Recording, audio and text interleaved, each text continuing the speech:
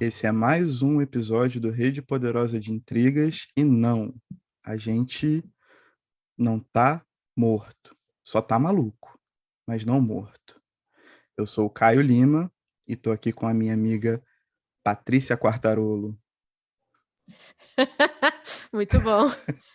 Eu não sei se eu concordo sobre o moto, porque eu vou te falar que tem dia que, olha, o final do dia é foda, mas estamos na área.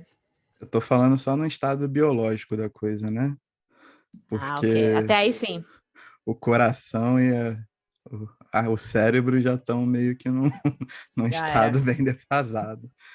Mas hoje, além da queridíssima Patrícia, que divide isso aqui comigo há mais de 3 anos, é sempre bom ressaltar, estamos aqui desde que tudo era mato, trouxemos o nosso Guga Chakra do Poderoso Resumão. É pra ser elogio, porra? Mas é pra ser legal com as pessoas, Caio. Eu tô pensando se é um elogio também. Bruno Lisboa, direto de BH. Diga daí, Bruno. Pô, valeu pelo convite e a parte do Guga Chakra eu vou deixar pra lá. Eu vou entender como uma tentativa de elogio, né? Porque a tentativa é bom, cara. Às vezes a execução é que não A intenção é boa, é do coração. A intenção é boa, né? Mas agradeço demais o convite, galera. O papo vai ser massa demais. Vai ser sim, Bruno. Até o fim do podcast eu vejo se você consegue se transformar numa coisa maior, um Merval, talvez, né? Nosso queridíssimo Merval, que produz textos e bordões tão importantes para a política brasileira, como ator pornô, quando ele repete seguidamente em alusão à eleição do deputado Frota, ou o texto que ele lançou semana passada sobre as coxas malhadas de Luiz Inácio Lula da Silva e um suposto Sucesso. órgão aparente, vangloriado pela esquerda. Prioridades, né, Caio? Prioridades. Você tem que focar no que é importante. Tem que focar no que é importante e ele Tem é bem que fazer pago para isso, né? Então, tem que fazer exercício, você tem que pensar aí, né? Quantos anos você quer viver? Quantos anos tem o Lula? 90? Entendeu? Então você tem que pensar, tem que fazer exercício. A longevidade da sua vida depende disso. Essa é a mensagem, entendeu? Acho que você tá distorcendo aí, pra variar mais uma vez, as palavras do grande Merval. É verdade, ele saiu da política e foi pra geriatria aí. Pro esgoto. Isso mesmo. Correto. Eu amo acompanhar essas coisas, cara. Não vejo nada que presta. Minhas referências são todas essas ultimamente. Deve ser por isso que a gente não tem gravado mais nada, a gente não vê mais nada sério. Mas Pois enfim. Mas enfim, vamos falar de coisa séria agora, de coisa importante. Porque a gente veio aqui para falar sobre um livro que tá fazendo um barulhão, recém-lançado aqui no Brasil, pela editora Zahar, que é o Casta, da Isabel Wilkerson. Mantendo a tradição, eu vou lançar um breve comentário sobre o que é o livro, para situar todo mundo. E aí, como todo mundo já percebeu que esse podcast está invertido, eu vou guiar a conversa dos nossos queridos colaboradores de hoje. Bruno Lisboa, nosso correspondente político direto de BH, e Pati, a misantropia em pessoa.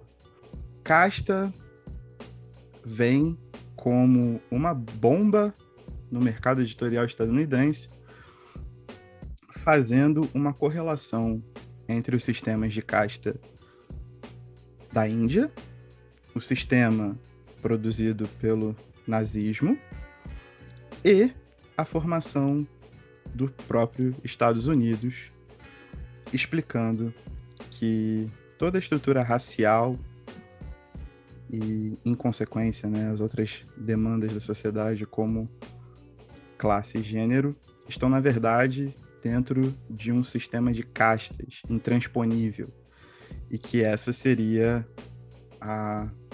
o motivo de todas as mazelas sociais que aquele país, aquele paiseco, que nada representa no cenário mundial, passa até os dias atuais. Concordam? Tem alguma coisa para acrescentar? Eu perdi algum fio da meada aí? Não me deixem sozinho, é minha primeira vez. Não, é minha primeira vez fazendo isso. Não me deixem sozinho. Não, é bem por aí mesmo. Você tá na linha certinha. Tá. Então, acho que para a gente começar o papo, porque a gente já falou muito sobre, talvez não tanto quanto necessário, né? Até porque a gente não grava no mesmo ritmo de produção de outros podcasts, inclusive de literatura. Nós temos um lance mais orgânico e mais dodói da cabeça. Mas para começar o papo, que eu acho mais importante, é que diante dessa era de informação, de tudo que a gente tem acompanhado, lido, tudo que chega, eu vou fazer um lance mais quântico e perguntar para vocês a experiência que vocês tiveram com o livro.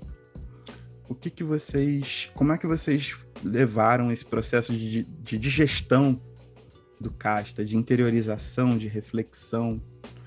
O que senti depois de uma leitura que bate tão fundo, né? Pati primeiro, vamos de Pati, vamos de Bruno, quem se prontifica, alunos. Pode ser. Eu acho que eu passei por todas aquele caminho de depressão total, né? Eu comecei o livro achando que eu não ia ler nada de novo, pra ser sincera.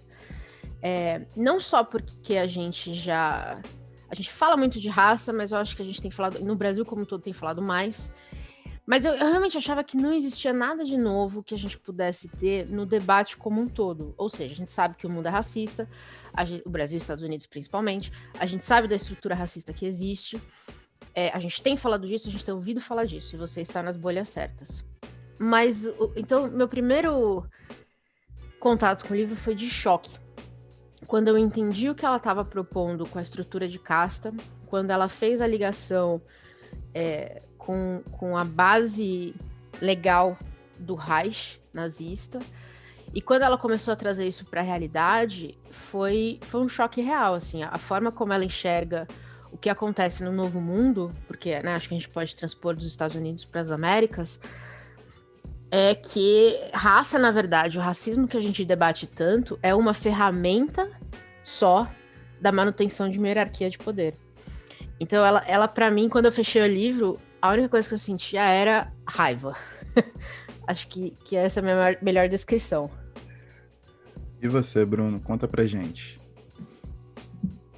Acho que é bem na linha do que a Paty falou, assim, sabe? Eu também, por mais que eu esteja atualmente pesquisando sobre o tema,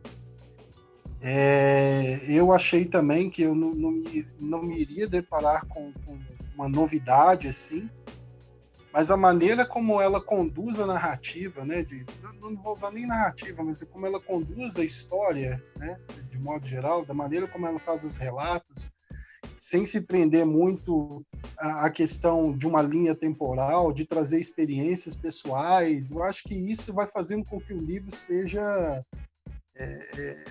interessante nesse sentido, da maneira como ele é conduzido, de uma maneira muito fluida, né? O texto por incrível que pareça, né? O livro é um soco no estômago, mas ao mesmo tempo ele é gostoso de ler, sabe?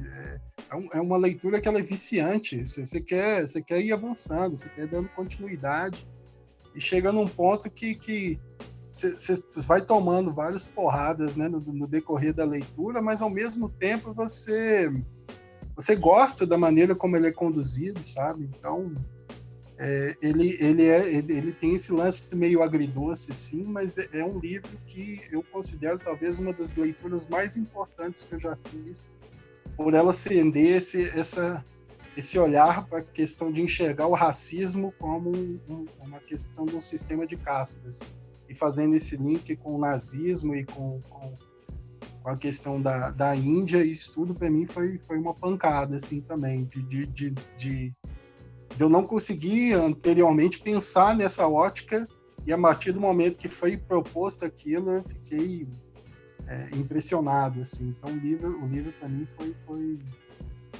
bem nessa linha do que eu comentei, assim.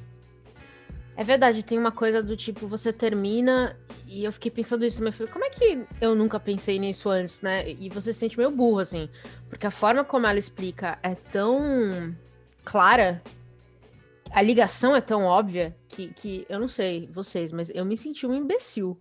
Falei, porra, eu tô ouvindo tanto falar de racismo, eu tô acompanhando essas conversas, e tô aqui sem fazer ligação decente nenhuma nessa porra. Foi pesado. Eu acho que um grande acerto, assim, né? Já talvez adiantando até uns comentários mais pra frente, mas um grande acerto foi a questão da própria montagem do livro, né? Porque ela segue uma linha de.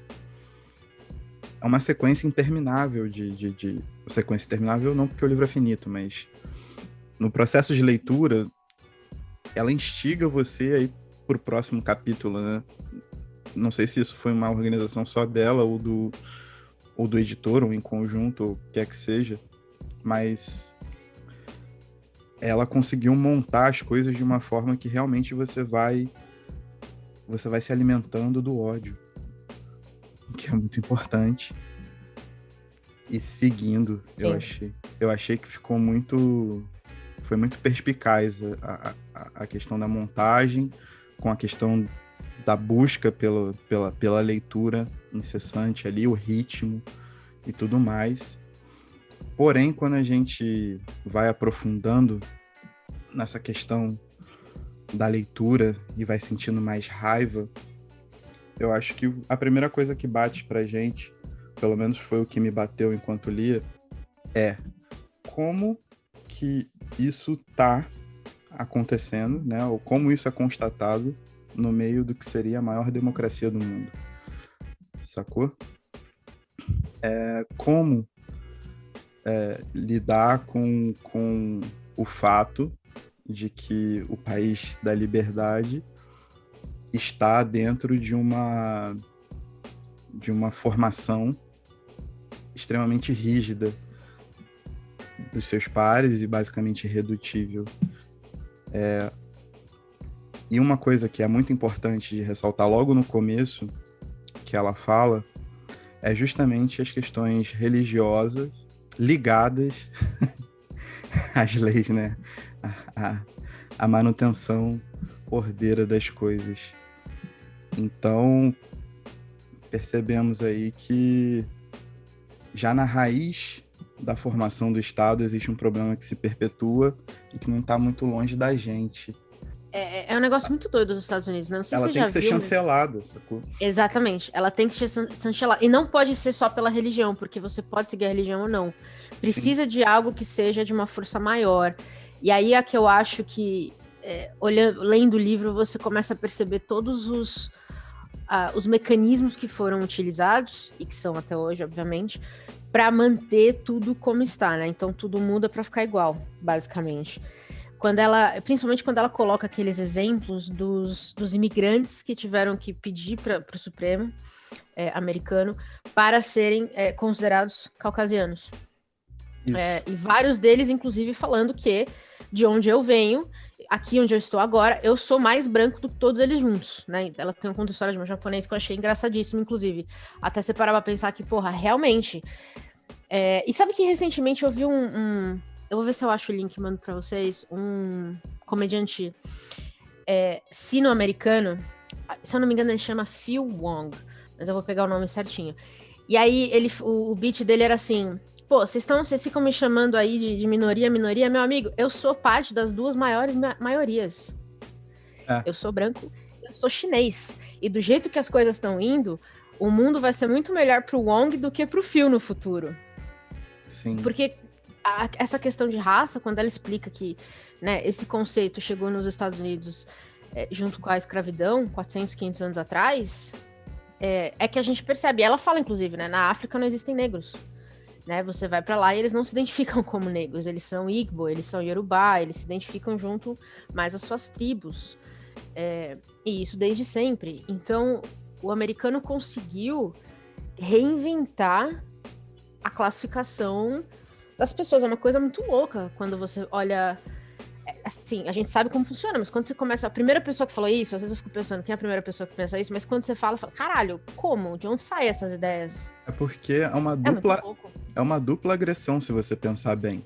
A primeira é porque você tá num processo de racialização. Então, tipo, você tem o branco e você tem o negro. Só que o problema é que esse negro não é de uma origem única. Exatamente. Ele é um estereótipo perdido. Então, você, além de racializar naquele ponto, você destitui a pessoa da identidade anterior dela, sacou? Então, e isso é muito pesado. Tem uma cena do Atlanta que virou até meme, né? De que ele tá na casa de um ricaço e esse ricaço começa a falar pra ele: ah, mas e aí, qual é a sua origem? Você é de Angola, você é da Nigéria, você é de tal lugar, de tal lugar, de tal lugar? Ele falou: truta, eu não sei, porque houve um processo chamado escravidão que apagou todo o meu passado. É bem bizarro como você desmembrando esse processo, você colocando sob esse olhar ainda mais violento, essas agressões, elas são múltiplas, né, cara? Você racializa e hierarquiza ao mesmo tempo, né? Porque aí você precisa ter uma ordem, né? Então, automaticamente... E aí entra a regra de uma gota. Então, automaticamente, quem faz parte deste grupo está abaixo. E aí eles vão preenchendo as lacunas com as outras minorias. Mas, de fato, é um sistema muito maluco, assim. É muito maluco, muito frágil, mas, ao mesmo tempo, é muito bem estruturado, né? Ao ponto de você, por exemplo, aí você vê a questão da racialização como o capitalismo também. Sim. Né? É um sistema totalmente cheio de falhas, você sabe onde elas estão, só que a parada é tão bem estruturada que é para mais fácil as pessoas acreditarem naquilo do que pensar do contrário. Né? Pensando de uma ótica mais simples de tentar entender por que essas coisas ainda perpetuam até hoje, acho que é algo meio nessa linha, assim, sabe?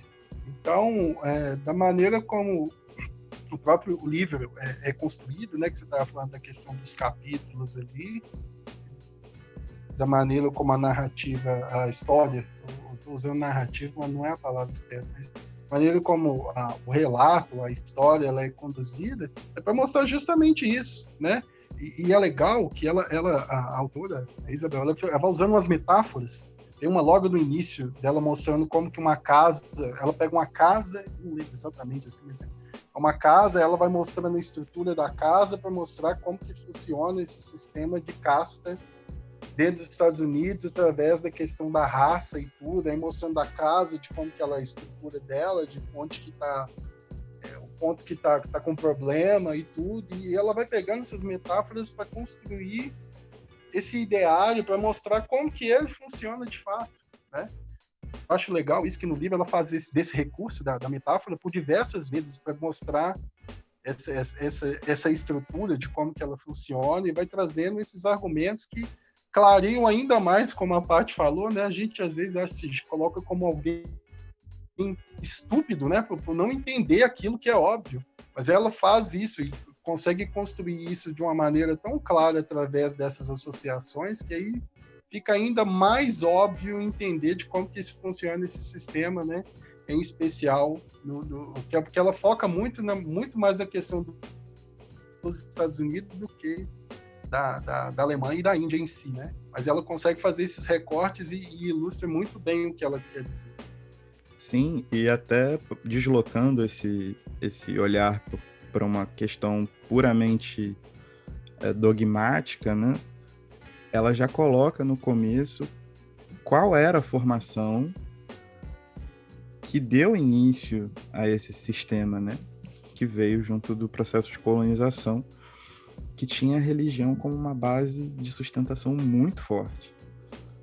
Né? Então, ela não desvirtua, e a gente vê, se a gente for pensar no que foi a cena do Capitólio, por exemplo, e nas diversas manifestações que a gente viu durante os últimos anos, principalmente, o quanto esse fator religioso para justificar tanto a parte legal da coisa, ou para justificar até biologicamente, né, medidas de controle de biopoder, digamos assim, como essa questão da regra de uma gota, que a Paty falou muito bem, como elas estão calcadas em princípios metafísicos, né? Princípios ligados à parte de uma crença religiosa muito, muito, muito forte.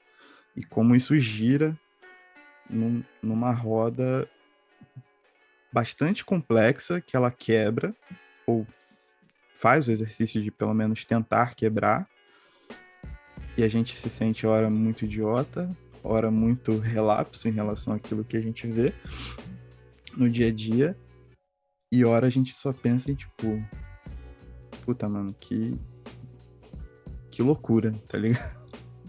É porque eu também acho que, apesar dela, eu acho que ela é muito didática, isso que o Bruno falou é verdade mesmo.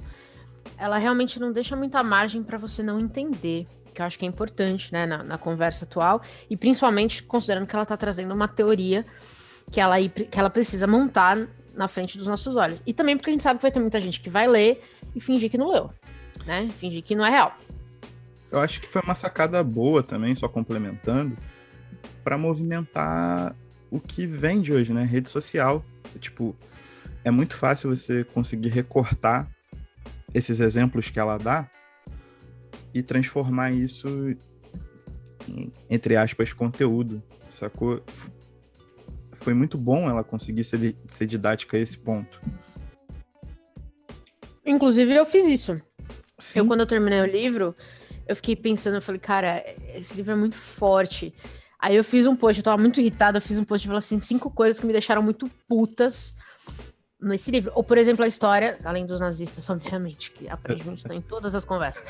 Mas, por exemplo, a história de que o estado da Virgínia destruiu o sistema escolar para não misturar crianças brancas e negras. Eles preferiram, literalmente, que as crianças não fossem para a escola por 5 anos para não ter crianças negras e brancas juntas. Então, assim, quando ela coloca isso, quando ela traz esses dados, eles são dados históricos. Eles estão aí. Mas quando ela junta tudo e aí ela monta essa casa, que é uma ótima metáfora, é que a gente percebe o impacto real das coisas, né? A gente tá falando de geração após geração que, mesmo depois da escravidão, continuaram sendo amassadas por um sistema legal. Sim. É assustador. Com leis de segregação severas até os anos 70, né? Que são as leis de Jim Crow. Uhum.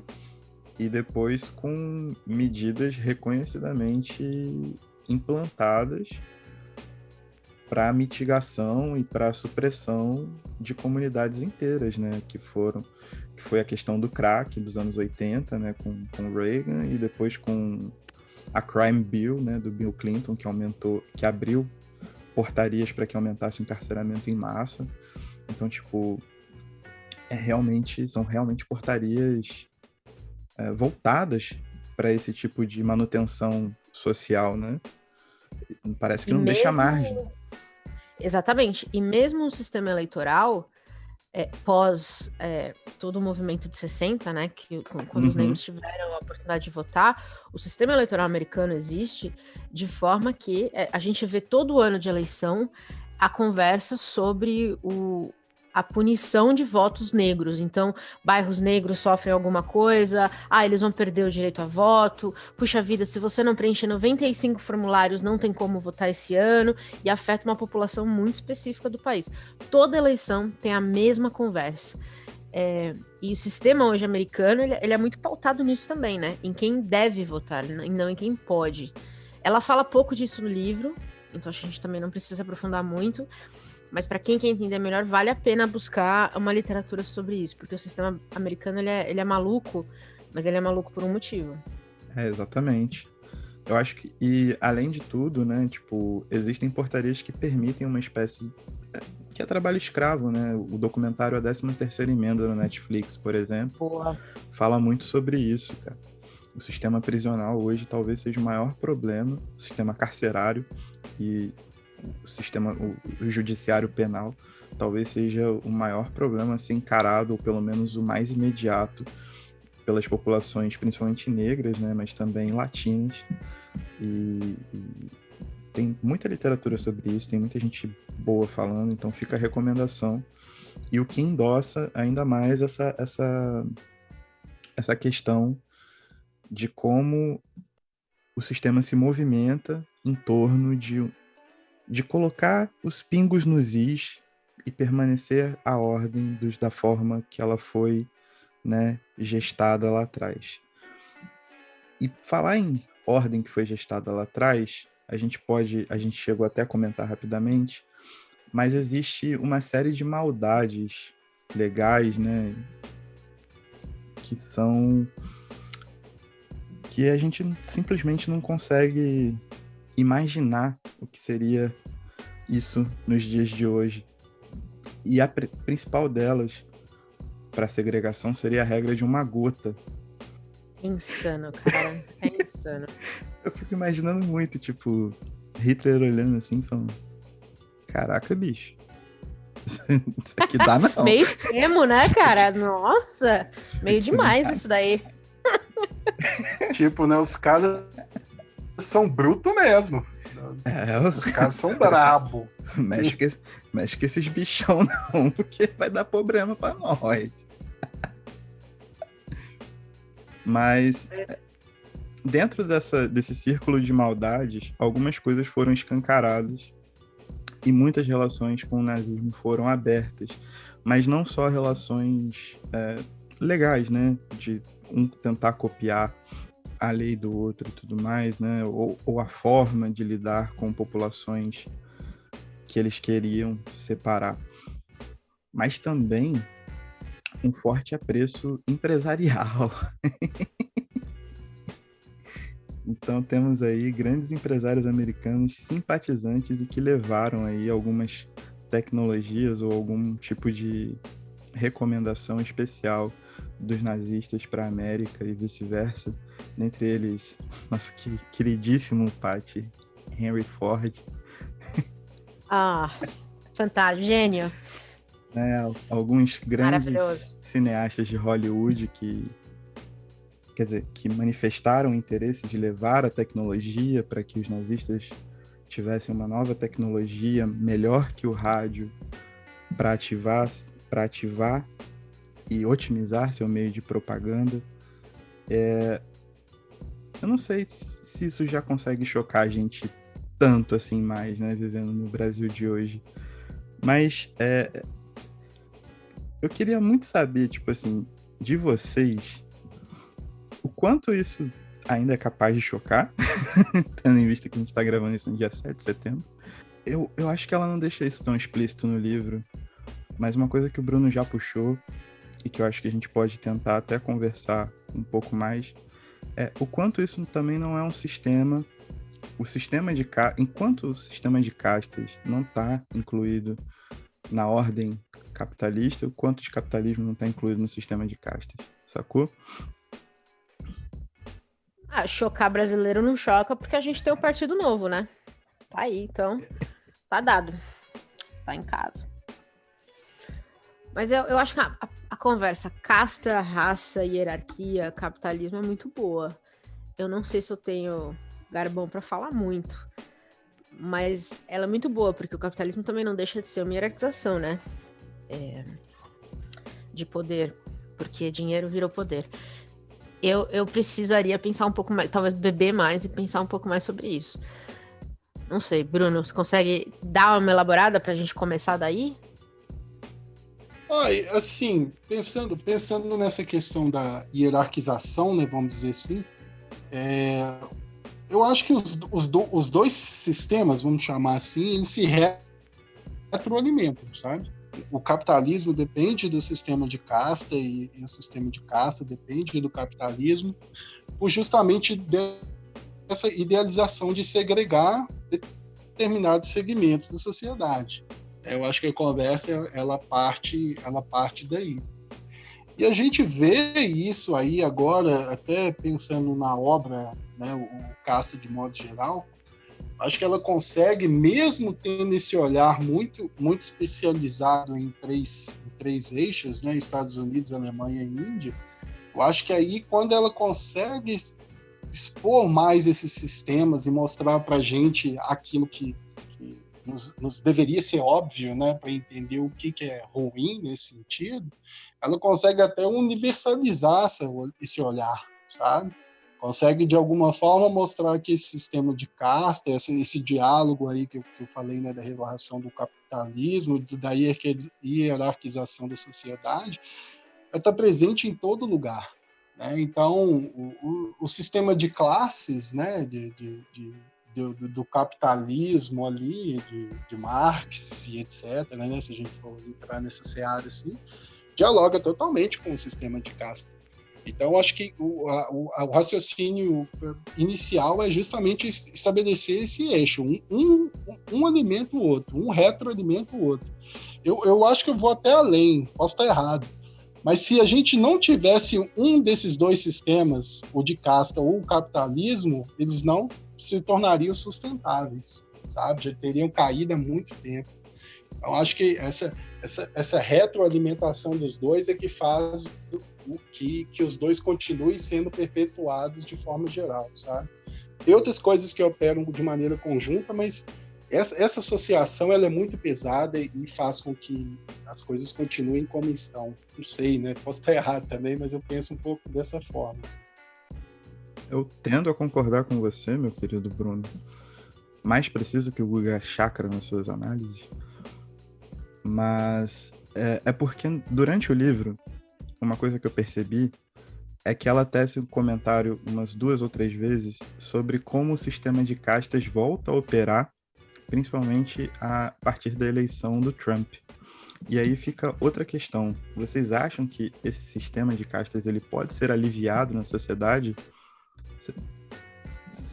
levando em conta o que aconteceu nos Estados Unidos, né, com a eleição, com os 2 governos do Obama?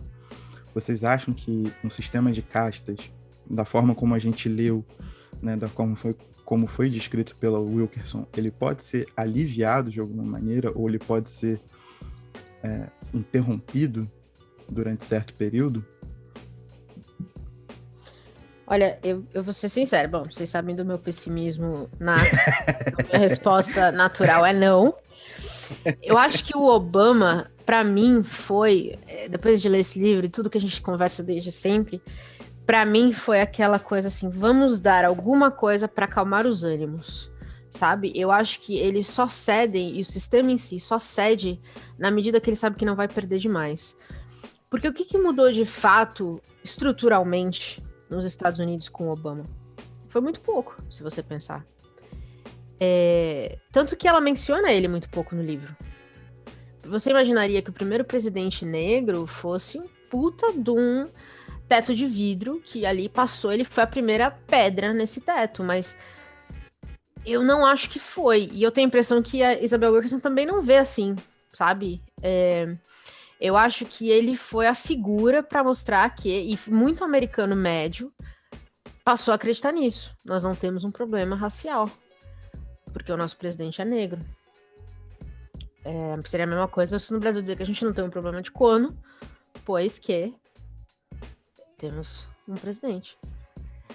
Então, assim, eu acho que não. Eu acho que o sistema não cai e não cede. O que ele cede é o que ele está confortável em ceder. Se é que faz sentido. Mas, de novo, eu sou uma grande pessimista, então pode ser eu. Ele cede numa questão de dinâmica, então, né? Tipo, ele vê ali que tem um espacinho e fala, ok. É tipo uma mola. Uhum. Tá bom, vocês querem uma coisinha? Então tá bom, eu vou baixar um pouquinho a mola, mas aí quando volta o Trump, entendeu? Sim. Ela volta muito pior.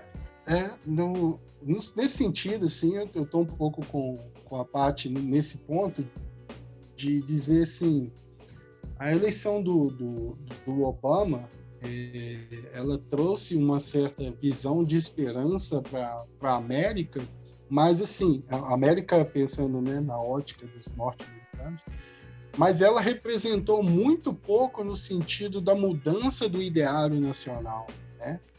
Quando você pega, por exemplo, eu lembro sempre do finalzinho daquele filme do Spike Lee, O Infiltrado na Clã, E quando acaba a narrativa, eles vêm como cenas de 2016. Aquela cena terrível de Charlotte, do carro atropelando todo mundo. Isso, exatamente. Aquela cena ali é pancada, mas ali mostra muito do que é o norte-americano.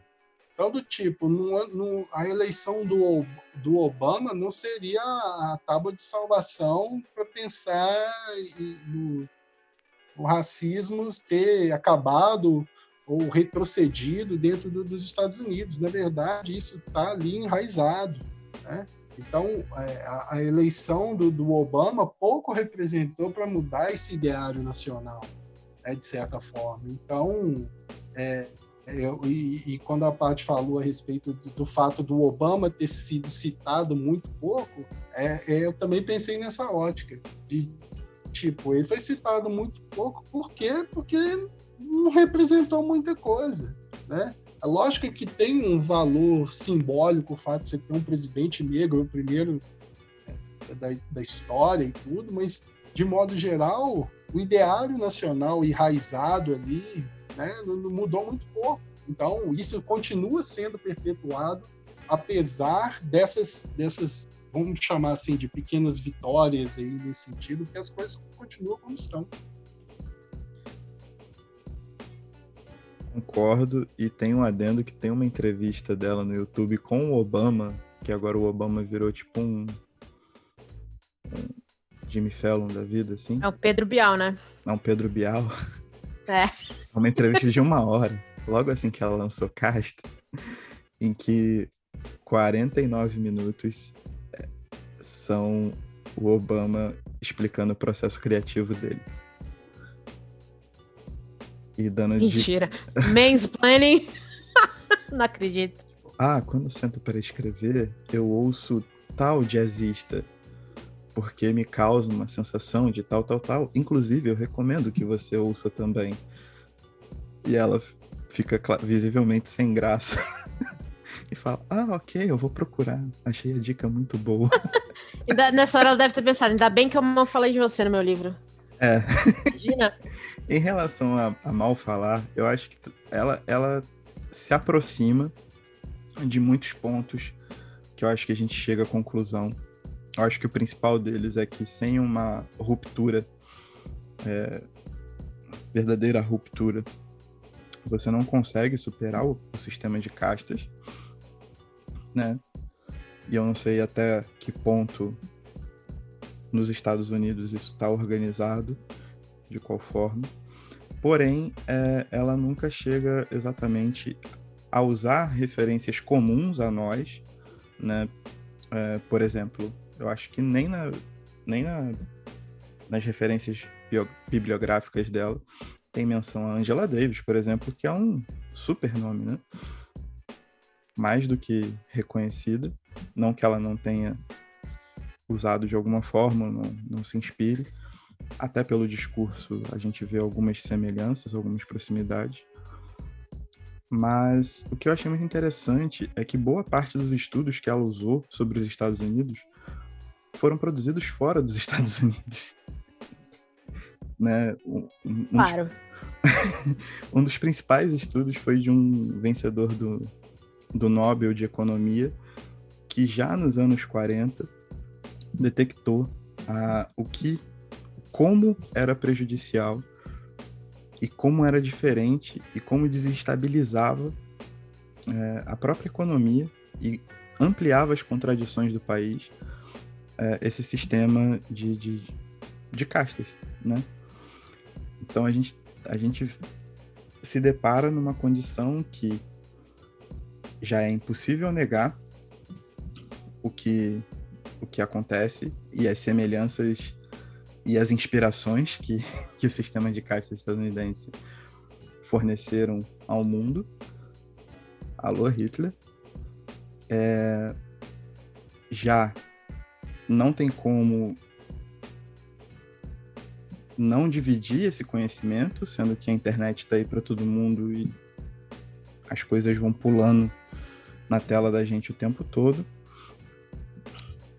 E já não tem como não relacionar, não tornar esse tipo de associação, de certa forma, global. Mas aí eu queria puxar uma parada mais nossa aqui, né, mais próxima da gente, que é, vocês associariam que nesse mesmo sistema de castas, dentre tudo que a gente leu da Wilkerson, que a gente vem lendo nos últimos tempos, a gente conseguiria fazer associações diretas, não só com o Brasil, vamos botar aí o resto da América Latina?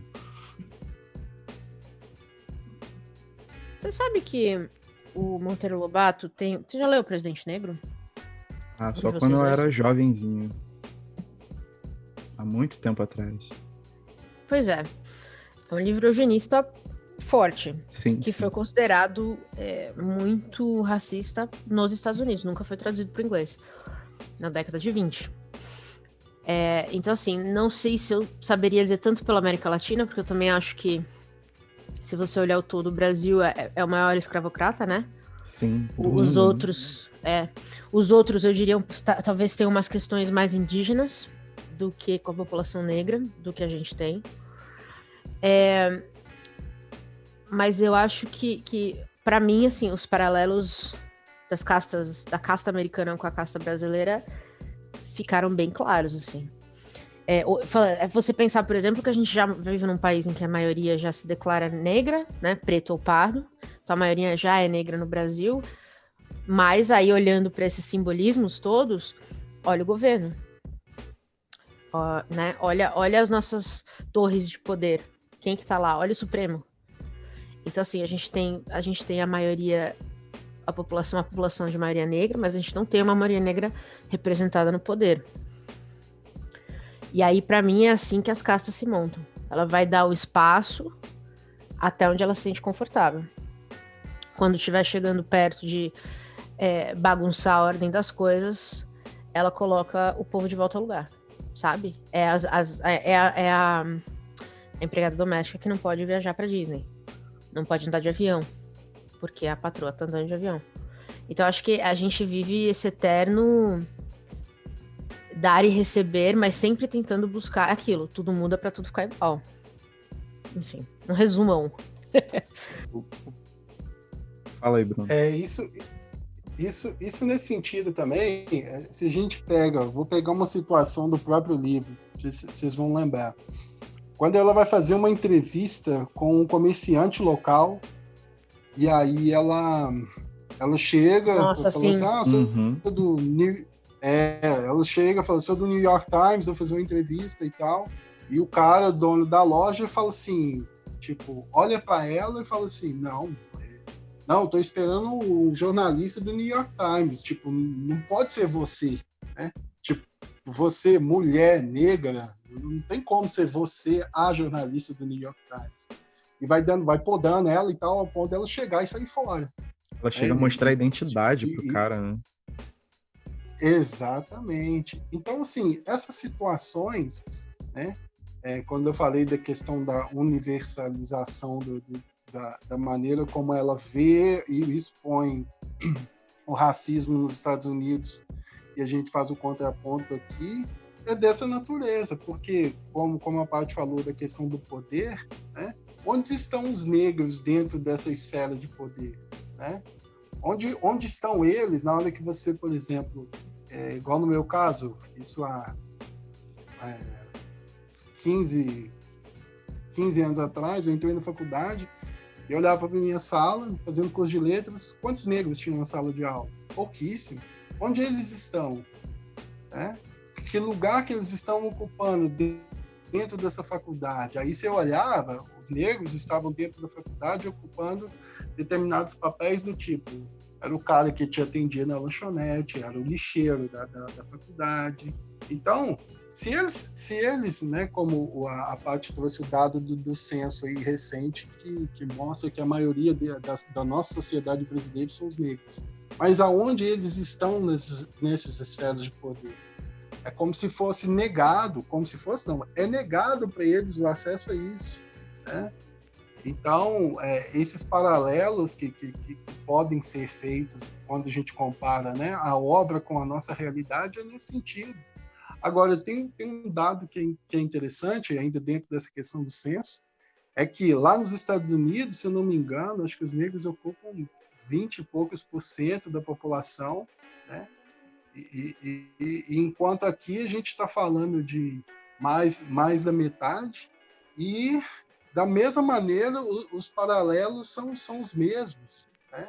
A gente vê essa discussão aí da esfera de poder mostrando um pouco disso, né? Que os mesmos lugares que eles ocupam lá são os mesmos lugares que eles ocupam aqui, mesmo apesar dessa luta secular aí que a gente, né, a gente vai pesquisando e vai entendendo como que as coisas funcionam, mas ao mesmo tempo a gente está estagnado, está parado, né? O que a gente vê lá desde o início da escravidão para cá, logicamente a gente tem mudanças estruturais importantes que aconteceram, mas a essência é a mesma, mudou muito pouco. Até um adendo e uma coisa que ela fala no livro, né, que é a questão de que a ascensão ou a mobilidade social de negros nos Estados Unidos se dá principalmente por meios artísticos, né? E que as expressões artísticas criadas, elas acabam sendo estereotipadas e depois roubadas também, de certa forma. Então, acaba que boa parte dessa ascensão ou dessa mobilidade também é uma espécie de uma caricatura muito triste, né? E só posicionando rapidamente que, tipo, ocupar espaços, mas nunca qualquer espaço. Eu acho que um apelo que ela faz muito importante no livro é justamente a educação e a qual lugar você tem que ir lá e tomar de assalto, né? Ou, no caso, destruir para botar outro. Porque eu não sei se isso é real, Paty, eu vou até tirar essa dúvida com você agora. Mas você que sempre tá muito ligada no pop, eu vi uma coisa muito rápida sobre a Beyoncé ficar muito louca da origem de um diamante dela, que ela descobriu ser de origem de escravos, né? De escravidão, de trabalho escravo. Você viu essa parada? É uma história dessa. Até porque diamantes que vieram da África, você tem grandes chances, né? Ou teve uma época que tinha grandes chances de ter diamantes de sangue, né? Que era causa de porradaria pura na África e assassinato. Tem uma história dessa rolando. Mas eu vou procurar esse vídeo. Eu não sei se você já viu um vídeo do Chris Rock falando sobre isso. Também é no stand-up dele que ele fala assim, cara, o meu bairro é um exemplo da sociedade americana. Então, vou parafrasear. Eu sou um bom comediante, moro na minha mansão. Meu vizinho da frente é o Jay-Z, um dos maiores rappers do mundo. Ali do lado era um jogador de alguma coisa, um puta jogador também, negro. Ele falou, meu vizinho do lado é branco, ele é dentista. Sim. E aí, tipo, destrói toda essa questão de meritocracias e tudo mais que a gente ouve falar.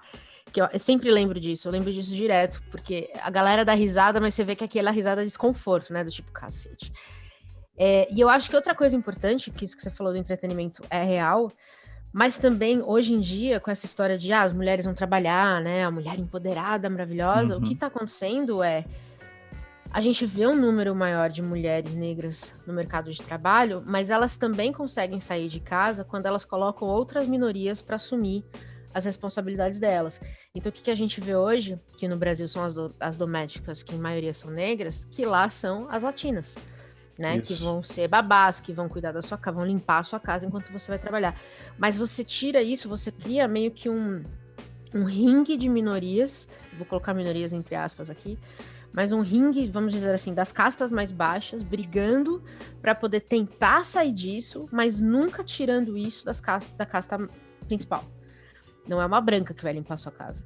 Não é, claro que se for uma brasileira pode ser, aí a gente entra em outras conversas, mas assim, não é a esposa de um médico que vai limpar a sua casa, ou vai ser babá das suas filhas, sabe? É meio que eles criam, a situação que a gente vive hoje é meio que você tem que trazer alguém abaixo de você para você conseguir subir. E aí as castas vão se retroalimentando, sabe? Ou a gente continua alimentando o sistema, apenas criando mais castas para baixo, mas nunca para cima.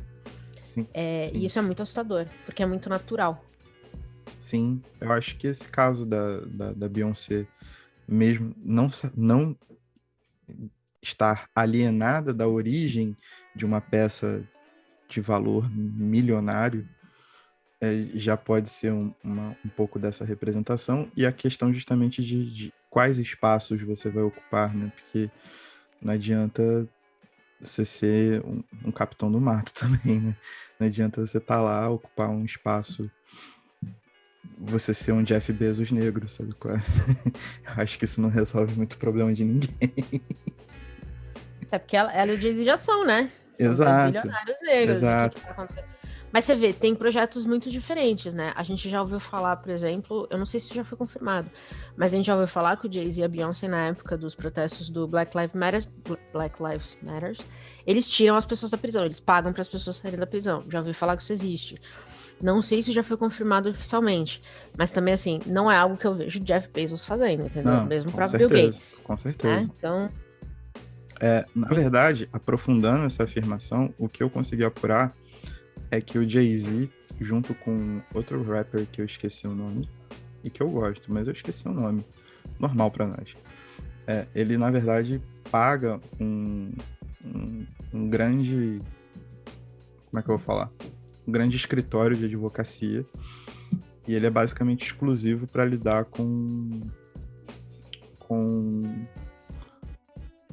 a defesa, né, de pessoas que precisam de defesa por delitos pequenos. Porque em alguns estados dos Estados Unidos, se você tiver, sei lá, com 5 gramas de maconha, você pega 5 anos de cadeia. verdade, é verdade. Tem um documentário com ele na Netflix, se eu não me engano, que chama Time. Exato. Acho que até comentei dele aqui já, que ele fala de um caso bem memorável que ele acompanhou. Então, ele faz o serviço, mas ainda assim, ele é bilionário, tá ligado? É uma contradição. Exatamente, é. É uma contradição que a gente vai ver no que vai acabar dando. Não, particularmente, não creio que vai dar muito certo. Porém... É o lance que eu tava falando do capitalismo, né, velho? Pra Exato. você ver como é que ele opera dentro desse sentido, né? Tipo, o cara é bilionário, ele quer fazer justiça, mas ao mesmo tempo, para ele fazer a fortuna dele, ele tá arregaçando uma galera, entendeu? Então, a questão é complexa nesse sentido. Eu, Caio, pegando o gancho que você falou de rap, né? Você está falando da questão do entretenimento e tudo.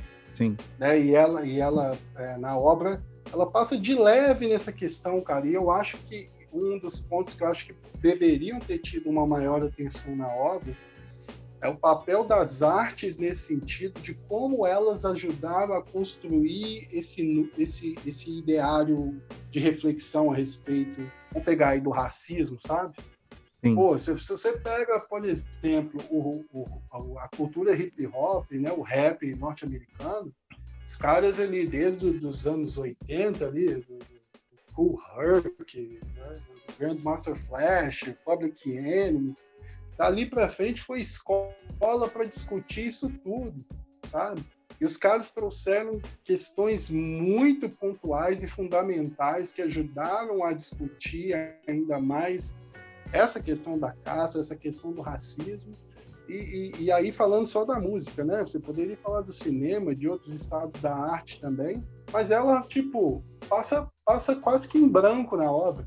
Eu lembro que tem uma breve passagem que ela cita literatura, ela fala de quando saiu a continuação do Sol é para Todos, que eu esqueci Sim. o nome da obra agora, que aí o Atticus lá na obra, ele é racista, né? Ele se torna racista 20 anos depois do Sol é para Todos, ele se torna racista. E aí ela usa essa questão para fazer um contraponto com a era Trump e tal, mas assim, eu vejo pouco desse diálogo com a arte, e eu acho que a obra poderia ganhar um contexto ainda mais forte se ela tivesse estabelecido esse diálogo, sabe? Porque isso Sim. dentro da cultura dos Estados Unidos, em especial, se fez muito presente e faz muita diferença. Acho que isso é um ponto que eu senti falta. Assim. E é muito engraçado, Bruno, até assim, né, complementando o seu comentário, é que talvez muito diferente do que aparece para a grande mídia aqui no Brasil, agora que o rap está se tornando um produto um pouco mais comercial, um pouco mais palatável, mas lá, mesmo esses caras que fazem a parada mais comercial de todas, assim, sei lá, tipo um Lil Yachty, um Migos, esses caras, eles aprenderam, sabe, com esses primeiros rappers, e eles têm essa consciência de quem foram, ou, pelo menos assim, sabem de passagem quem foram quem foi Martin Luther King, Malcolm X, quem foram os Panteras Negras, sabe, qual Rosa Parks, etc. E ainda assim, tipo, para explorar o mercado, que é aí a parte da caricatura, eles moldaram a música de acordo com aquilo que é solicitado, e aquilo, né, é o que vende de rap hoje em dia. Então é mais uma contradição que, concordo com você, poderia ser explorada, porque também bota muito em questão essa parte que me parece ser muito premente para ela, que é justamente a da educação, né, cara? Tipo, o livro dela vá costurando e vá tecendo com experiências pessoais, com coisas que aconteceram agora, porque é um livro que foi escrito muito recente, num período, inclusive, de certa forma, curto de tempo, com experiências de 200 anos atrás, experiências do século passado que ainda são muito vivas. Isso tem um fator educador muito forte, né? Eu acho que ela busca muito essa parada e trabalha muito dentro dessas contradições. E eu acho que, carregando o cenário do entretenimento, o rap hoje tem muito a oferecer esse tipo de discussão. Como é que se chegou a esse ponto, tanto o ponto de Jay-Z e Beyoncé, quanto o ponto dessa coisa de bilionários que querem voltar seus esforços, né, a criar novas condições dentro daquilo que eles acreditam para as comunidades, quanto a própria galera de comunidade que sabe, que tem noção, uma noção de negritude, uma noção histórica de tudo aquilo que aconteceu, porém se submete aos anseios do mercado para justamente alcançar essa pretensa mobilidade social, né? Essa ascensão social. É realmente um ponto bastante que ela poderia ter explorado também. Acho que ficaria maneiro, encaixaria bem com o livro. Diz muito sobre casta e principalmente sobre essas pequenas coisas, né? Eu acho que ela se manifesta dentro disso, né? A gente só citou coisas do dia a dia como os grandes exemplos daquilo que a gente vê. E é isso. É muito isso. Não, é bem isso. E eu me lembrei também, aí resgatando uma fala da Paty mais cedo, que o livro, logicamente, né, não vai ser o livro definitivo para pensar racismo, casta, etc. Mas eu acho que ele é interessante e cumpre um papel importante de instigar e ir mais atrás, de pesquisar mais, né? Quando você se depara com um livro, né, que ele é bastante didático, ele te traz bastante informação, eu pelo menos me senti muito mobilizado a querer correr mais atrás, de saber mais sobre determinados assuntos. Eu até comentei com a Paty essa semana que eu estava assistindo aquela série da Amazon Prime, Underground Railroad, que é baseada no livro, né? Uhum. E aí eu assistindo a série, eu fui linkando com o Casta constantemente, assim. Ele falou assim, não, no Casta fala sobre isso. No Casta, uma passagem lá me lembra essa cena aqui, ou essa situação, ou esse arquétipo que está sendo construído aqui. Então, assim, o livro, ele, apesar, né, de algumas falhas, né, que a gente pode dizer, que a gente pode chamar assim, ele traz algumas perguntas, né, que ficam colocadas no ar ali para você pensar e falar assim, pô, acho que eu posso buscar mais sobre isso daqui, né? Então, acho que o livro cumpre bem esse papel também. Ele não é definitivo no sentido de que você lê, você já está sabendo de tudo, mas ele deixa várias interrogações para a gente se sentir mobilizado e ir atrás. Eu concordo. Eu acho que um grande trunfo do livro é tirar aquilo que eu te falei. Ele não deixa margem para você não entender.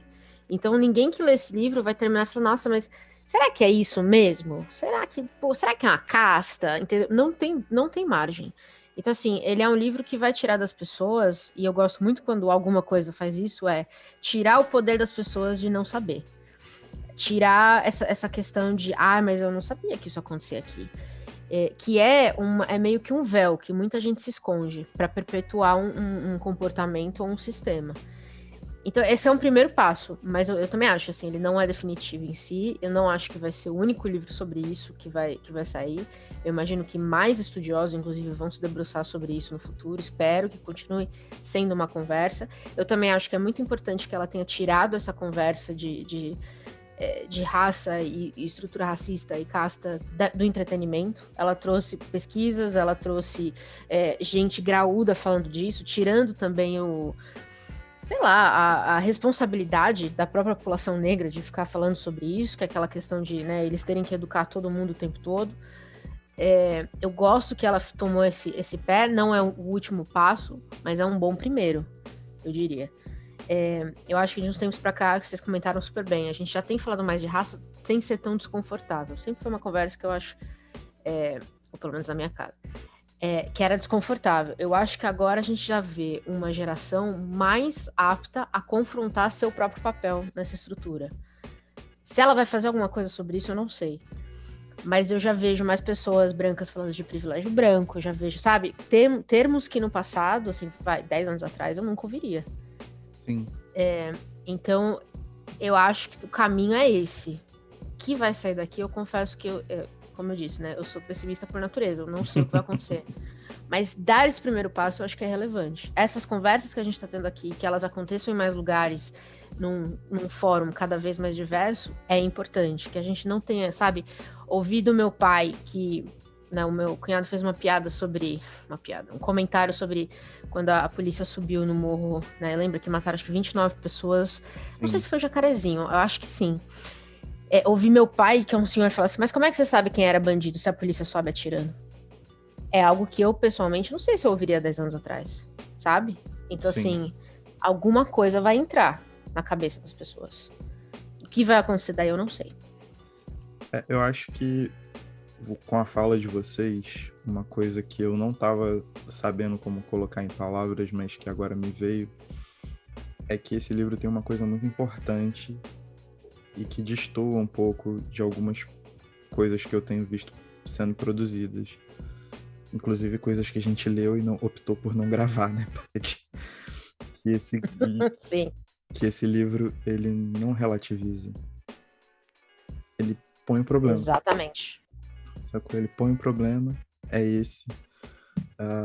Ele também não dá uma solução definitiva, eu acho que ele se aproxima de muitas coisas, mas isso a gente só vai ter como saber com a continuidade da produção intelectual da Isabel e como ela vai se colocar depois desse turbilhão que foi o lançamento desse livro.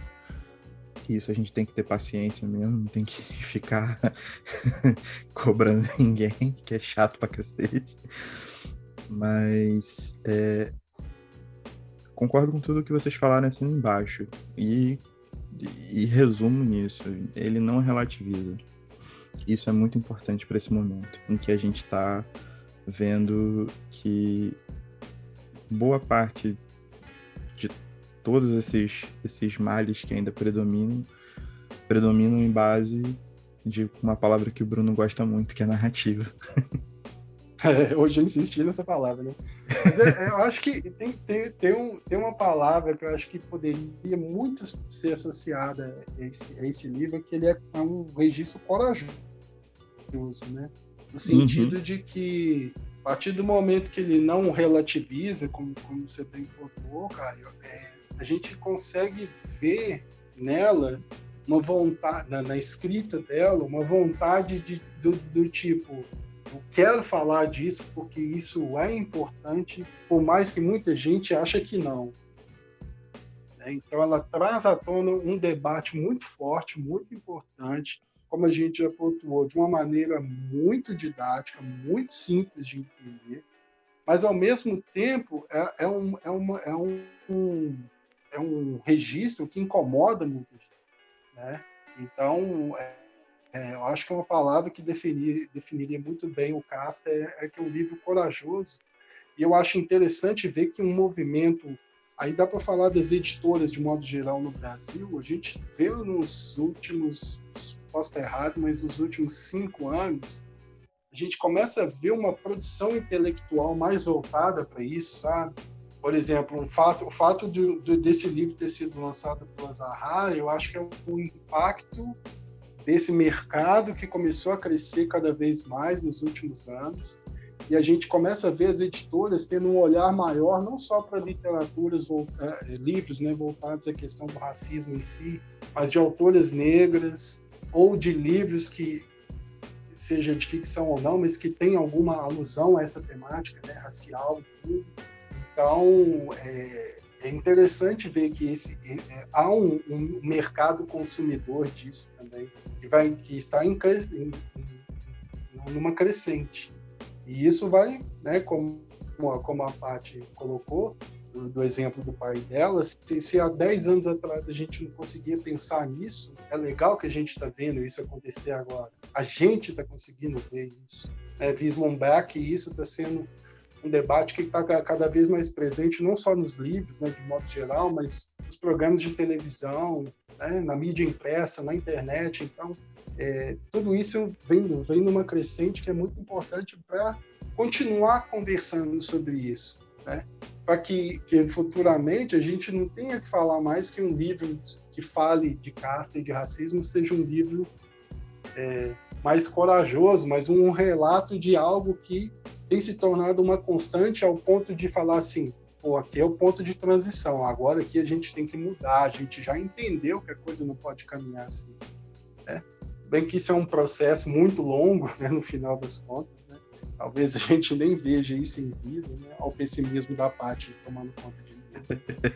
Mas eu acho que ele A Paty é o... Mas, de modo geral, eu acho que... É o 100º cavaleiro do apocalipse, uma pessoa só.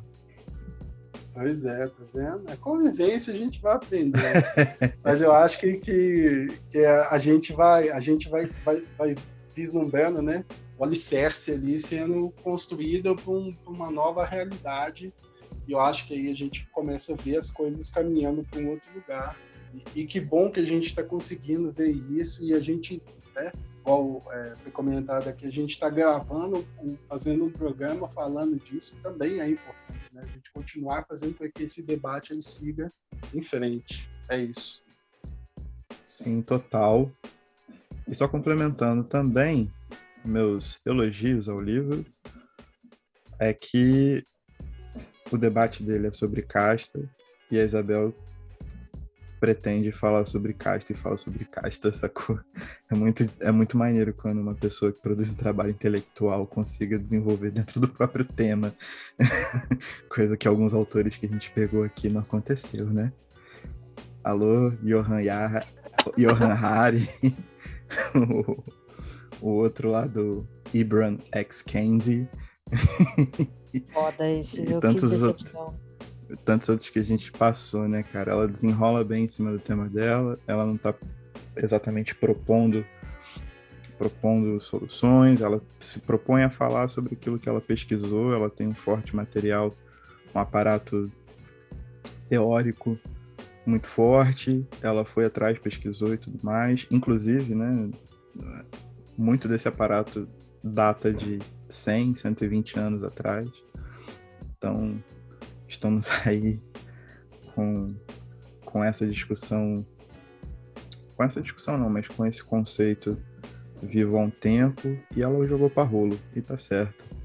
Fez um bom trabalho, a Zahara fez bem em trazer esse livro, acho que podemos aguardar mais coisas, e gostaria de saber de vocês se vocês têm mais alguma observação a fazer sobre o livro, algum outro ponto que vocês gostariam de ressaltar, seja positivo, seja negativo, algum fun fact também que é importante para a manutenção desse podcast. Esse podcast vive de fun facts e aleatoriedades, então sintam-se à vontade.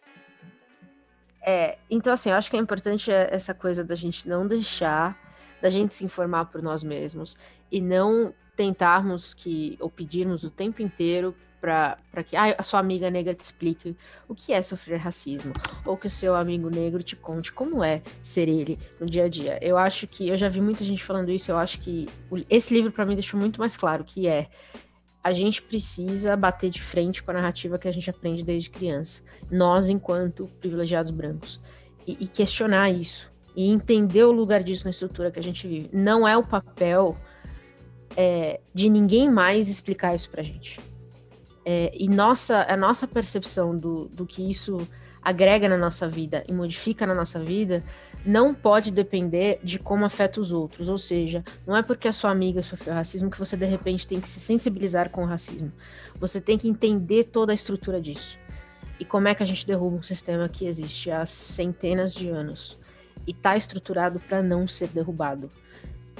Então eu acho que esse é um livro que para mim ele mostra muito a importância da pessoa, cada um de nós, se empoderar em correr atrás da informação, sabe? E não ficar sentado esperando alguém enviar a informação pra gente.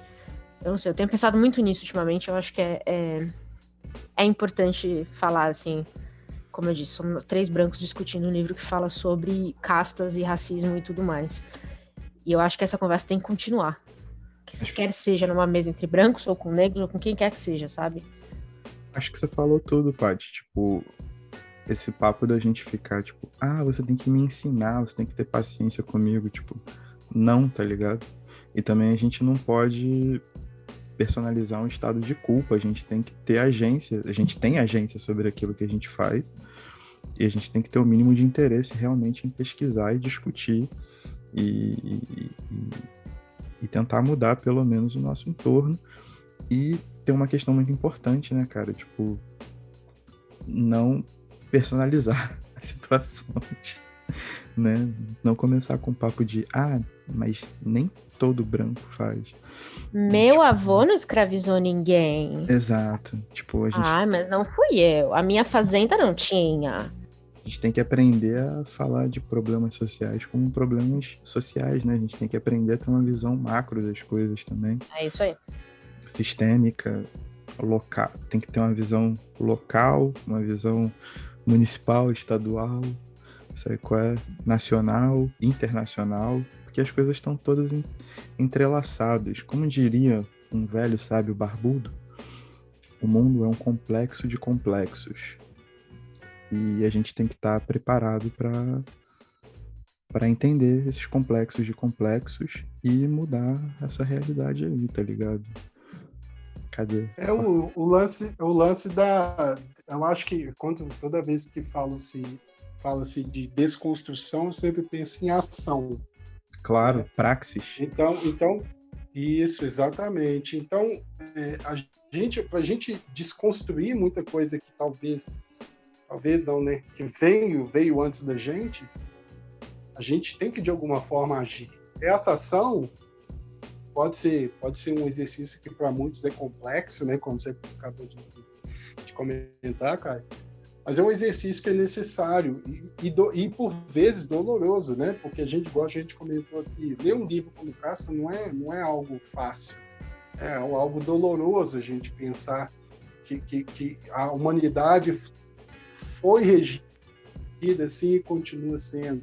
Mas a pesquisa e as ações diárias e as desconstruções, elas são extremamente necessárias para que a gente, enquanto, né, sociedade, aí dizendo de modo geral, a gente consiga construir essas novas realidades tão necessárias na contemporaneidade. Então, desconstrução e ação andam juntas para a gente poder vislumbrar essa nova realidade e que bom, né, a gente ter esse espaço de a gente poder conversar sobre isso e levar isso, né, para frente, né, de alguma forma, porque a partir do momento que a gente tem acesso a isso, a gente não fica com isso para nós, né, a gente acaba compartilhando com o nosso entorno, a gente acaba levando essas discussões para o nosso entorno, e é assim que as coisas vão, de certa forma, evoluindo. Então, eu acho que a última palavra que eu tenho a respeito do livro é isso. Eu acho que ele faz essas ele provoca, né, essas desconstruções, essas interrogações, para que a gente continue agindo, atuando, para poder aprender mais e agir da melhor forma possível. É isso. Depois dessa, DJ toca internacional. O povo já tá cansado de ouvir internacional nesse podcast. Trilha sonora oficial do podcast já. Mas só fazendo mais uma menção, porque eu sou uma pessoa que fica mencionando muitas coisas. Uma pessoa que eu amo de coração, a Beatriz, me falou uma coisa muito importante um dia que eu levo pra minha vida. Num dia que eu só tava fazendo merda. Ela virou e falou pra mim assim: Caio, você tem que saber fazer as perguntas certas. Eu acho que esse livro da Isabel aí é exatamente provocativo nesse nível. Boa, gostei. Concordo. Meus queridos, vocês têm mais algum comentário a fazer? Publi? Querem usar o espaço de vocês para algum anúncio oficial? Algum comentário?